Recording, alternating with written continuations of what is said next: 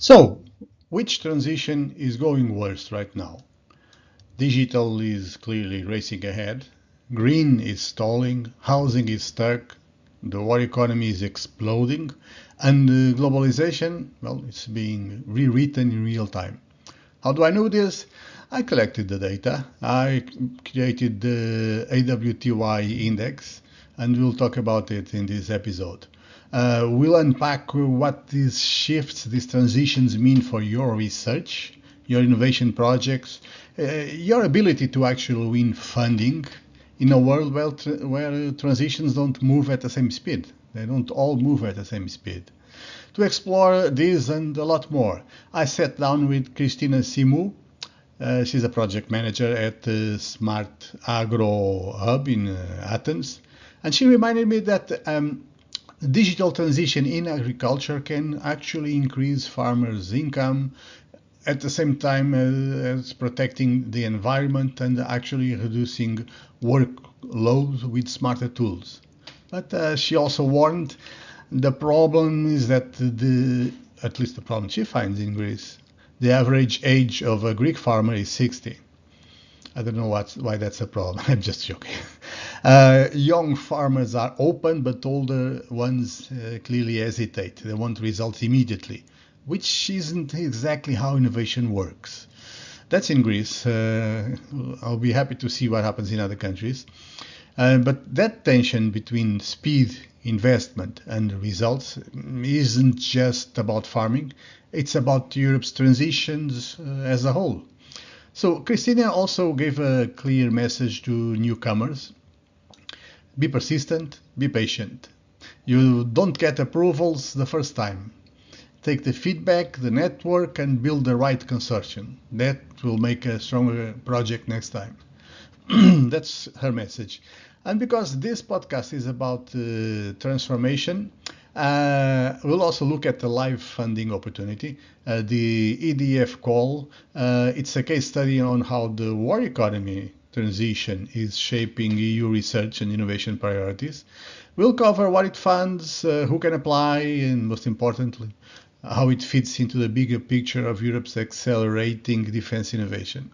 So by the end of this episode, you'll know which transitions open doors for your projects, which ones could trap you, and how to position yourself in a funding landscape that's clearly shifting under our feet. So stay with me, and don't forget to subscribe to PolysDoxa, the Transitions Letter, where you'll find the full data and all the analysis behind today's discussion. You'll find the links in the notes. Hope you enjoy the episode.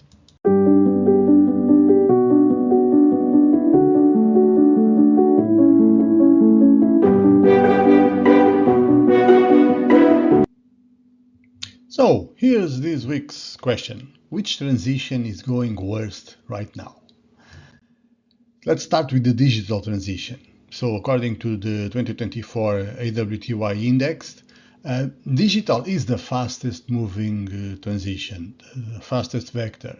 Internet access has exploded everywhere. Over 65% of the global population is online today. Over 65% of all the 8 billion. In countries like South Korea, Singapore, Northern Europe, they're near the frontier. They're blending digital trade and innovation systems. So for researchers and innovators, this means funding will keep flowing into digital, into AI, cybersecurity, digital sovereignty. But of course there are risks, and digital divides are widening. So if your project doesn't address inclusion, it may struggle to convince evaluators. Then contrast that with the green transition. The AWTY Green Index shows global progress from 4.2 in 1990 to 6.5 in 24. It's a big progress, but it's not enough for Paris goals. Leaders like Denmark and Costa Rica prove you can combine growth and deep decarbonization, but too many economies are still fossil dependent. And for research projects, this means proposals will face tougher climate scrutiny. Reviewers will keep asking, does your solution really cut emissions and resource depletion? If not, you must really think about this. Now, the housing crisis transition. This is where progress is stuck. Urbanization, affordability, homelessness, these issues remain unresolved almost everywhere. Even high performers like Germany or Canada score rather low here. So, for research and innovation, that's both a challenge and an opportunity. There is a clear need for solutions in building productivity, increasing productivity in this industry, sustainable housing, smart cities, affordability models. These are things that are urgent and there's a clear need here. Now, let's look at the war economy transition. The 2024 AWTY index shows is the sharpest acceleration. Global readiness rose from 3.1 to 4.7. Top improvers: Poland, Estonia, Lithuania, after 2014 and especially after 2022, they realized they're in danger, so defense mobilization has really increased. And innovation is the differentiator here, or can be. So investing in dual use research and development scores 3 points higher here. So, and I'm thinking about research projects. This means a surge of opportunities in IDF calls, in dual-use technologies, and security innovation in general. It also means resources that are being pulled away from green and social transitions. Finally, the transition to a new globalization, with all the taxes and the trade agreements and all of this, the tariffs, globalization is no longer about efficiency, it's about resilience and trust. So the 2024 AWTY New Globalization Index shows the EU is still ahead of the US and BRICS, but it's been losing ground since 2022.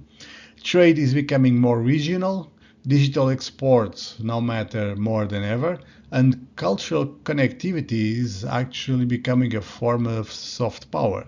So for researchers, this means proposals highlighting resilient supply chains, digital trade, and trusted partnerships will have more impact. So, what do we see across all 5 transitions?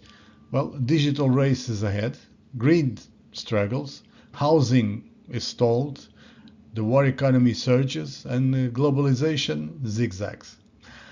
And each of these has direct consequences for your projects. Digital means the funding is still flowing strongly towards this area, but inclusion may be the key. In green, this means that there will be tougher scrutiny. Real impact is more and more required.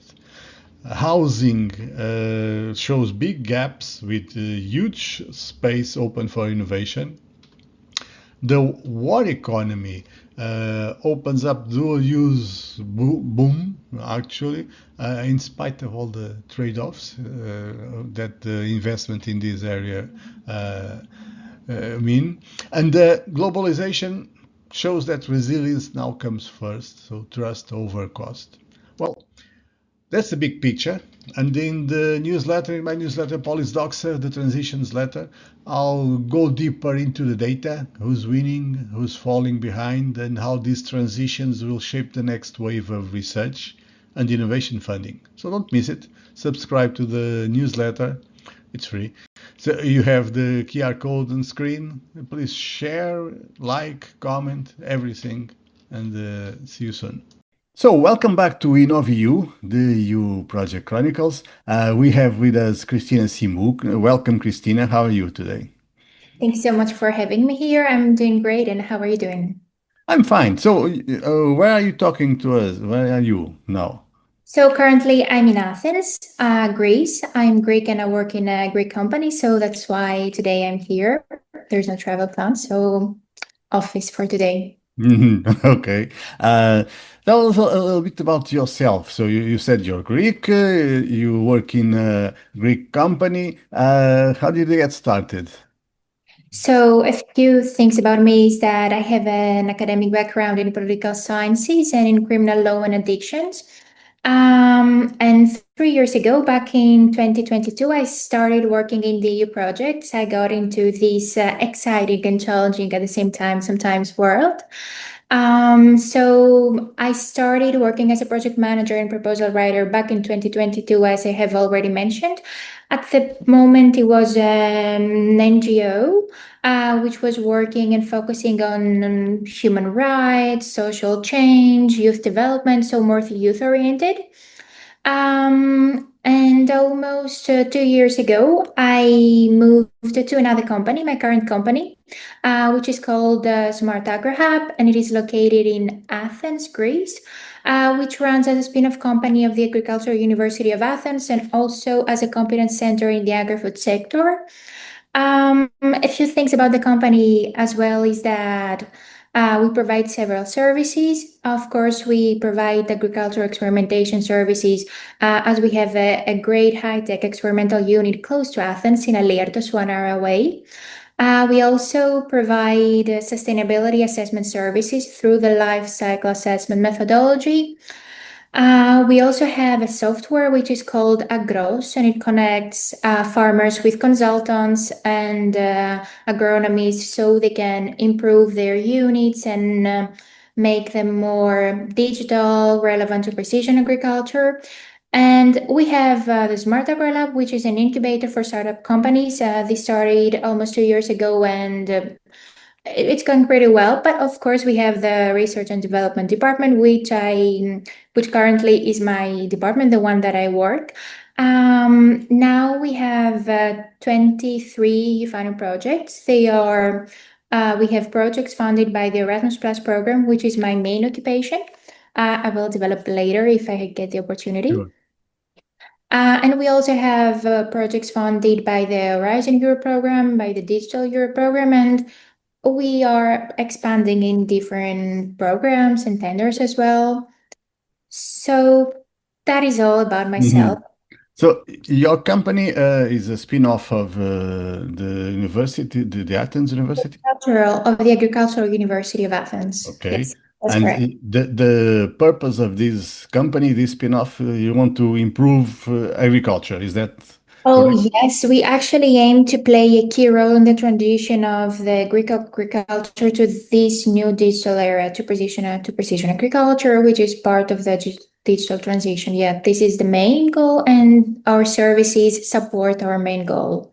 I would like to love to hear a little bit about more about that. How digital can agriculture get? You see Uh, what I mean? What can the yes. digital transition do for agriculture?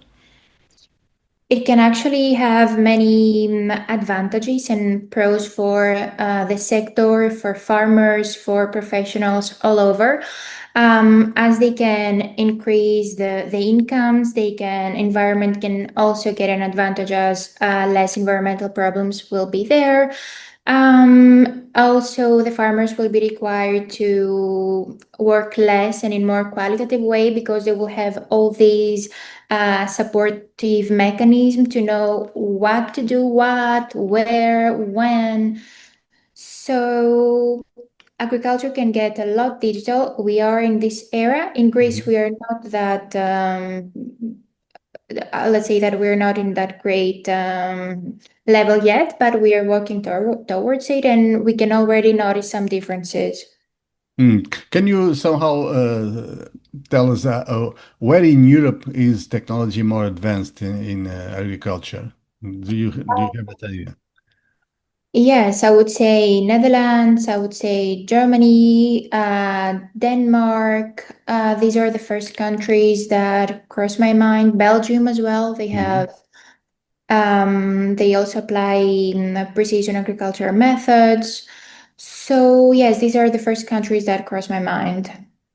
So can you somehow say that the purpose is to have agriculture produce more food with less resources, less way. I don't know. What is the goal?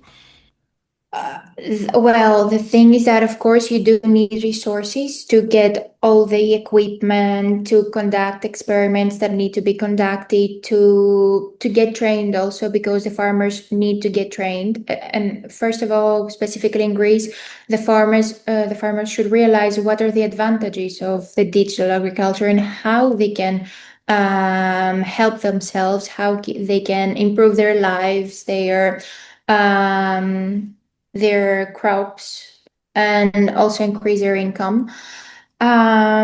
So it does require resources at first, and it is considered to be an investment, but of course it is an investment that can lead somewhere which is going to be which will have a positive impact in Mhm. different directions, to human beings, to society, to environment, to the sector, to the industry. So Sure. I hope I answered your question. Yeah. What is your experience? How open are farmers to these new ideas to get digital? So just to make a clarification, as I already mentioned, myself, I'm not an agronomist, so my knowledge, of course, is limited. But thanks to my work in EU projects, which at Smart Agro Hub, of course, are all around agri-food, but in different parts, but it's always agri-food. I had the opportunities to conduct interviews for many projects with farmers, with livestock farmers even, and I have noticed that younger farmers might be more open to it. Mhm. Maybe they're 30, 35, up to 40. That also depends on the region they are, because we can also notice differences in Greece. Sure. So maybe in the south, sometimes things could be easier. This is something that I noticed from a specific project. But what is the problem? The problem is that the average age of a Greek farmer is 60 years old, so there is no so much space. But okay, yes, there are young farmers who are more open. The elders are not open about it. They need to see that it works. They need Mhm. to know in advance that they will have the result then, and they also want to see it immediately, which is not feasible because you have to invest and then you harvest afterwards. Yeah, they should get used to that. They should know that they have to Yes. plant the seeds first before they get the crop. Exactly, but it is demanding and challenging. Hmm. But still, there are some things going better slowly. But yes, we can You see some. mentioned one specific project that got you in touch with the farmers. Can you tell us a little bit what was the result of that project? Is it over? Is it closed, that project? No, it is not over yet, but it will close very soon, like in late November. So it is called Prover, and this project is coordinated by Smart Agri Hub, and specifically, I am responsible for the overall coordination. I don't know if you're aware of the Erasmus Plus program. Oh, yes, pretty much. So it is a capacity building program in the vet sector, and the region which addresses is the Western Balkans. And during the desk and field research, specifically by conducting interviews and also sending questionnaires to Greek farmers, this is what the results showed, that young farmers were way more open, and we also try to address their needs, to understand their needs, because we also developed educational materials for them to get more knowledge on precision agriculture, of course, for Greek farmers, but also for farmers that comes from the participating organizations, which are from Croatia, Albania, Montenegro, and Bosnia and Herzegovina. And we also conducted an in-person training, which was Mhm. very interesting, I would say. And they had the opportunity to get in touch with precision agriculture and with vertical farming specifically. And that was a good point. That was a point that was proved to be very important, because they really realized what you can have with vertical farming, for example. Mhm. But So far, these are the results, and I think now that the project is closing in 2 months, it will be So you more. have to write the final report. When you write the final report, what would you say that the Erasmus agency were the results of the project? These ideas you just mentioned that younger farmers are more open to the digital transition. Would you have something to say about the needs of the farmers? What will you write? Actually, they lack education. Hmm. That's what the farmers need. It was pretty clear that they lack education and they really need to get in touch with hands-on education, just not something theoretical. You go, you listen to it, the workshop, it's no, no, no. They do not really care about it. They want practical education, hands-on experience to see how it works, how they can get attached to it, how they can maybe adjust it, and just trying considering this. I think that will be a good report on that project. I think it will be pretty important. What And other projects are you running nowadays? so nowadays there is also another interesting project which is about livestock farming. Again, yes, livestock farming, precision livestock farming across Hmm. different countries. It is as funded. It is a COVID project, and this was very interesting because I had to conduct interviews and it was the livestock sector, but still we could see the same approach. Older livestock farmers were very hesitant, Hmm. while younger farmers have already started adjusting more precision and more digital techniques. So this is another project that is currently run by the University of Leuven, and we, Smart Agro Hub, participate as a partner. Hmm.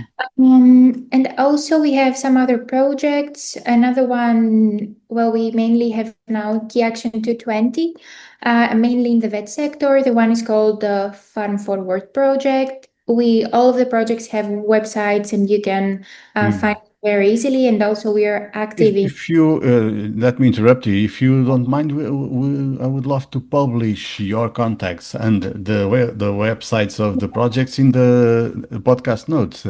course. It would Maybe I be could, interesting. after we finish, I could send Sure, you please do.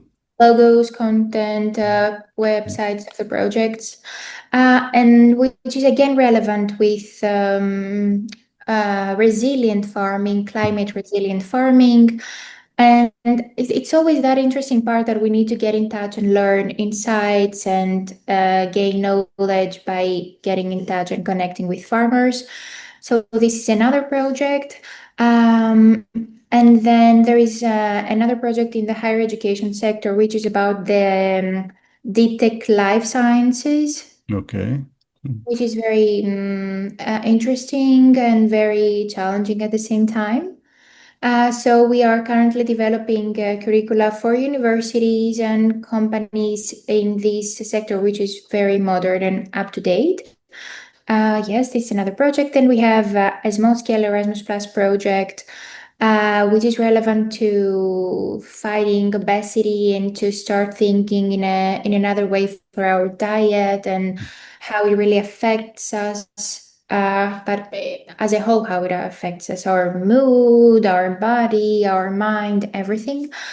But it is a small scale, and we mainly have learning and teaching training activities.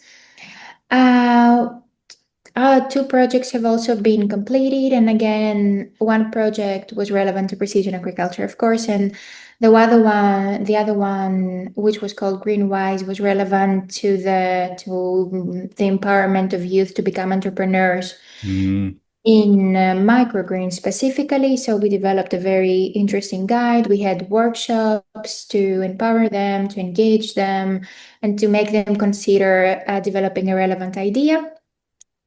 And recently, three more projects, Erasmus Plus, were approved. I'm only referring to Erasmus Plus because this is my main occupation at the Sure. company.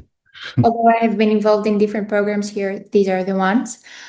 And they are another one is capacity building vet, which is coordinated again by Smart Agro Hub. And the other two projects, they are relevant. One is relevant to the sustainable hazardous waste management, which is very crucial nowadays. Yeah. And it is called Sustain Safe. It is expected to start in 1st of October. And it is coordinated by an organization in Romania. And then in 1st of November, Urban Roots will start and will be coordinated by a Portuguese organization. It is a youth-oriented project, and it aims to empower youth with skills and knowledge to get in touch with the sector. Mhm. So that is all. So Not you that's briefly. not that's not short. You're busy, It's quite not. quite busy. So Yes. apart from doing these projects in the future, what other ideas do you have for the future? How will you change the world in the future? Okay. So while working here at Smart Agro Hub, I got the opportunity to get in touch with the agri-food sector and also gain very interesting knowledge and experience and skills that I would never have thought of. But having a social background, I would love to also at some point in my life move to more social projects, and I would love to be involved in the policy impact and in strategy design aspect independently or while still having EU projects. This is not very clear to me, but I'm still quite early in my career. It's been only 3 years, so I'm still trying to figure it out. Sure. From this intense experience you've had with these projects in the past years, we're going towards a new framework period because this ends in 2027. Yes. There will be a new package that is being designed. Would you have any recommendations? Would you like to see anything changed in this new period? I would like to see something being changed. Although, even with this program, the bureaucracy was decreased, I would even love to see less bureaucracy because I noticed that, okay, all these admin parts take too much energy away. And maybe it's not then the same energy for the content and less time, limited time when you do it yourself. Okay, when there are other people doing it for you, I think it's better, but also during implementation, I Mhm. think it's easier. Okay, lump sum already helps, but there are a lot of things which are not clarified yet. So I would love less bureaucracy and maybe more opportunities for creating synergy between different programs. Because I have the impression that if we could develop more synergies between different programs, we could have a stronger impact in different sector and also developing stronger results. So I love this that idea. Yeah, I love that idea because my impression about Erasmus. You were asking if I know Erasmus Plus. I've been doing some projects, Erasmus Plus projects, and the impression I get is that all over Europe there are hundreds of projects being developed, and sometimes they almost repeat themselves when they could cooperate and probably create a greater impact. But that would require some way to get to help project management get in touch, know about each other. Yeah. Uh, And also so sometimes, sorry for interrupting, please. no, go on, go on. I was thinking that, there is some kind of discrimination, let's say, because someone that maybe works with SURF program or with Horizon Europe would not be very open to create synergies with Erasmus Plus project. So I don't know, maybe the approach and could also change. Okay, when it is very research oriented and technical, I understand that it cannot happen, but okay, we could examine that. So these are my two wishes, let's Yeah, say. I love those ideas. I hope Commission gets gets those ideas and implements It's them. pretty close, actually. It's pretty close. Yeah, it's right. So, do you have any final message? I don't know, for people starting newcomers. Do you have any final message to close the interview?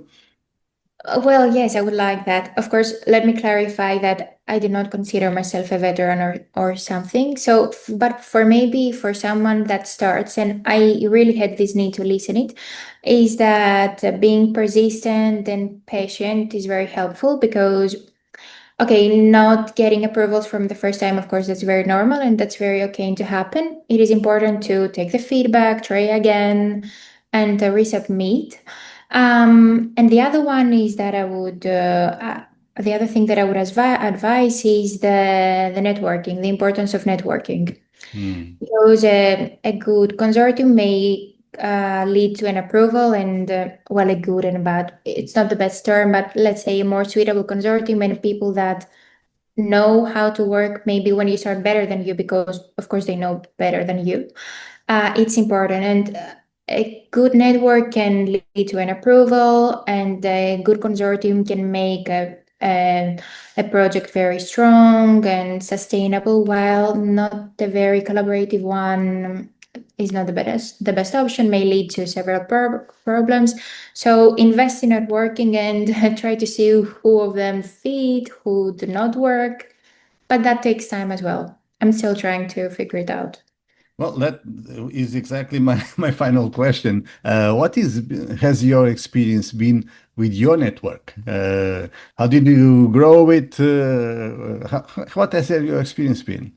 Well, by participating in networking events, this is something that can help. And then as I started working more independently, let's say here, I also started thinking of ideas, and then I started sending emails, and also communicating my work helped me a lot.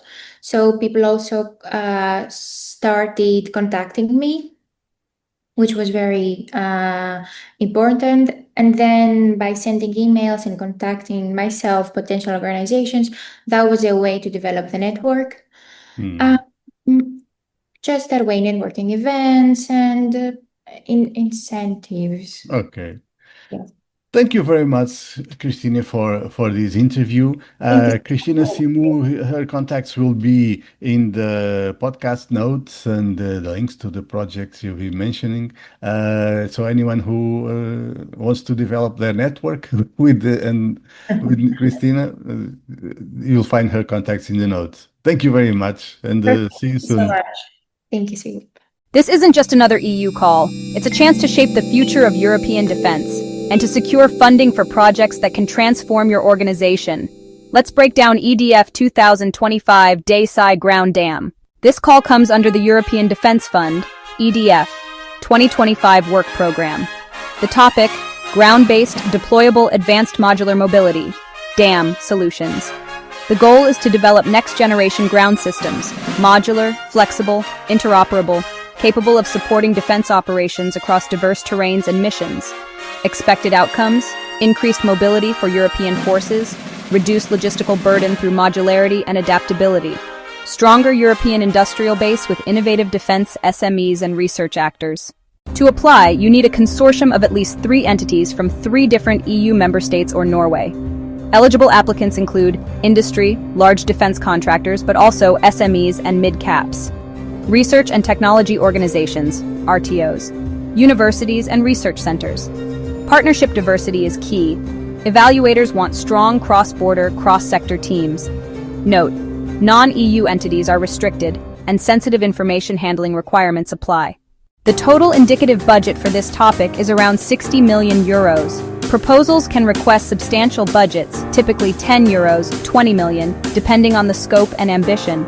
Funding rate, up to 100% for research activities. Development may require co-funding from industry. The call is open now. The proposal submission deadline is the 19th of February 2026 at 17 o'clock Brussels time. Do not wait until the last minute. EDF calls are competitive, and consortia need time to align technical, legal, and financial aspects. If you're in the defense mobility sector or adjacent fields like robotics, modular systems, energy-efficient logistics, this is a chance to position your innovation at the heart of Europe's defense transformation. Winning here means multi-year funding, stronger market positioning, and direct contribution to European security and sovereignty. For all details, visit the EU Funding and Tenders portal. And remember, Success comes from strategy, not speed. Build the right consortium, align with the call's vision, and turn this opportunity into funded reality.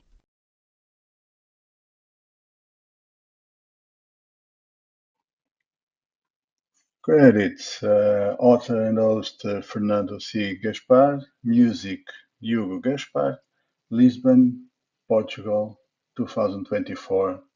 Reach us by email or DM.